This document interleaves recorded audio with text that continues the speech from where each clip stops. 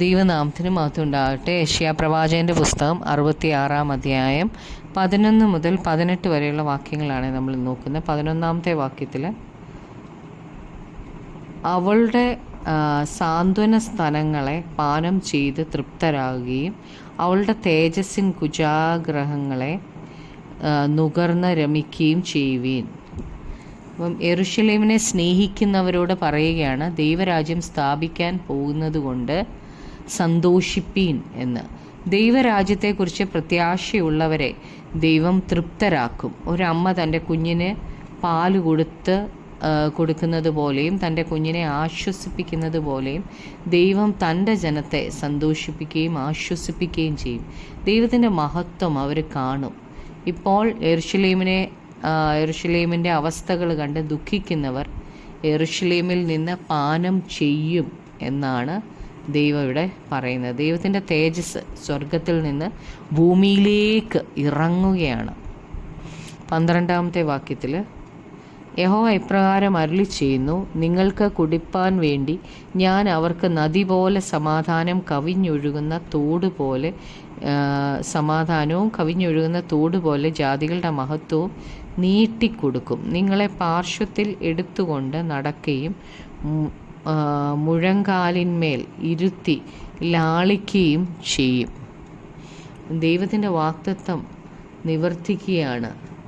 ദൈവം തൻ്റെ രാജ്യം ഭൂമിയിലാക്കുമ്പോൾ നമുക്ക് സമാധാനവും ജാതികൾക്ക് തൻ്റെ മഹത്വവും കൊടുക്കും. ഒരു അമ്മ തൻ്റെ കുഞ്ഞിനെ മടിയിലിരുത്തി ലാളിക്കുന്നത് പോലെ ദൈവം നമ്മെ ലാളിക്കും. 13-ാമത്തെ വാക്യത്തിൽ അമ്മ ആശ്വസിപ്പിക്കുന്നത് പോലെ ഞാൻ നിങ്ങളെ ആശ്വസിപ്പിക്കും. നിങ്ങൾ യെരൂശലേമിൽ ആശ്വാസം പ്രാപിക്കും. ആശ്വാസം എന്ന വാക്ക് പുതിയ നിയമത്തിൽ നാം ധാരാളം പ്രാവശ്യം കാണുന്നുണ്ട്. മശിഹ സ്ഥാപിക്കുന്ന ദൈവരാജ്യത്തെ കുറിച്ച് പറയുമ്പോൾ ഈ ആശ്വാസം എന്ന വാക്ക് വളരെ ഉപയോഗിക്കുന്നു.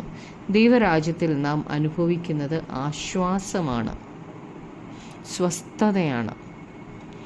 14-ാം വാക്യത്തിൽ അതുകൊണ്ട് നിങ്ങളുടെ ഹൃദയം സന്തോഷിക്കും, നിങ്ങളുടെ അസ്ഥികൾ ഇളം പുല്ലുപോലെ തഴയ്ക്കും. യഹോവയുടെ കൈ തൻ്റെ ദാസന്മാർക്ക് വെളിപ്പെടും. ശത്രുക്കളോടോ അവൻ ക്രോധം കാണിക്കും.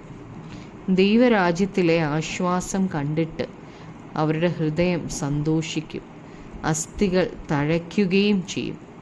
ദൈവത്തിൻ്റെ ശക്തി തൻ്റെ ദാസന്മാരുടെ മേലുണ്ടാകും. എന്നാൽ ദൈവകോപം അവരുടെ ശത്രുക്കളുടെ മേൽ വരും. 15-ഉം 16-ഉം വാക്യങ്ങൾ വായിക്കുമ്പോൾ യഹോവ തൻ്റെ കോപത്തെ ഉഗ്രതയോടും തൻ്റെ ശാസനയെ അഗ്നിജ്വാലകളോടും കൂടെ നടത്തുവാൻ അഗ്നിയിൽ പ്രത്യക്ഷമാകും. അവൻ്റെ രഥങ്ങൾ ചുഴലിക്കാറ്റുപോലെ ഇരിക്കും. യഹോവ അഗ്നി കൊണ്ടും വാൾ കൊണ്ടും തൻ്റെ സകല ജഡത്തോടും വ്യവഹരിക്കും. യഹോവയുടെ നിഹതന്മാർ വളരെ ആയിരിക്കും. ദൈവം പ്രതികാരം ചെയ്യാൻ പോവുകയാണ്, തൻ്റെ ന്യായവിധി അയക്കാൻ പോവുകയാണ്. ദൈവം ഈ ലോകത്തെ കോപത്തിൽ ന്യായം വിധിക്കാൻ അഗ്നിയിൽ പ്രത്യക്ഷമാകും. ദൈവത്തിൻ്റെ വാള് കൊണ്ടും അഗ്നി കൊണ്ടും ഉള്ള ന്യായവിധിയിൽ സകല ജഡത്തിൻ്റെ ഇടയിലുമുള്ള അനേകർ പേർ മരിക്കും. അന്ത്യനാളിൽ അനേകർ നശിച്ചു പോകും. 17-ാമത്തെ വാക്യത്തിൽ തോട്ടങ്ങളിൽ പോകേണ്ടതിന് നടുവനെ അനുകരിച്ച് തങ്ങളെ തന്നെ ശുദ്ധീകരിച്ച് വെടിപ്പാക്കുകയും പന്നിയിറച്ചി, അറപ്പ്, ചുണ്ടലി എന്നിവയെ തിന്നുകയും ചെയ്യുന്നവർ ഒരുപോലെ മുടിഞ്ഞു പോകും എന്ന് യഹോവയുടെ അരുളപ്പാട്. അപ്പോൾ ദൈവത്തോട് നിരപ്പാകാൻ അവർ സ്വന്തം വഴികളിൽ ആശ്രയിക്കുകയാണ്. അവർക്കിഷ്ടമുള്ളതുപോലെ പ്രവർത്തിച്ചിട്ട് അവർ ദൈവത്തോട് നിരപ്പാകാനായിട്ട് ശ്രമിക്കുക. ശുദ്ധീകരണം പ്രാപിക്കാനായിട്ട് അവർ പന്നിയിറച്ചിയും ചുണ്ടലിയും ഒക്കെ തിന്നുകയാണ്. എന്നാൽ മത്സരികളായ ഇവർ സ്വയം ശുദ്ധീകരണം പ്രാപിക്കാൻ ശ്രമിക്കുകയാണ്. 18-ാമത്തെ വാക്യത്തിൽ ഞാൻ അവരുടെ പ്രവൃത്തികളെയും വിചാരങ്ങളെയും അറിയുന്നു. ഞാൻ സകല ജാതികളെയും ഭാഷക്കാരെയും ഒന്നിച്ചു കൂട്ടുന്ന കാലം വരുന്നു. അവർ വന്ന് എൻ്റെ മഹത്വം കാണും. ദൈവം ലോകത്തെ കോപത്തോടെ ന്യായം വിധിക്കാൻ വരുന്നത് പോലെ ദൈവം തൻ്റെ ജനത്തെ വീണ്ടെടുക്കാനാണ് വരുന്നത്. തൻ്റെ ജനത്തെ സകല ജഡത്തിൻ്റെയും പ്രവൃത്തികളും വിചാരങ്ങളും ദൈവത്തിനറിയാം.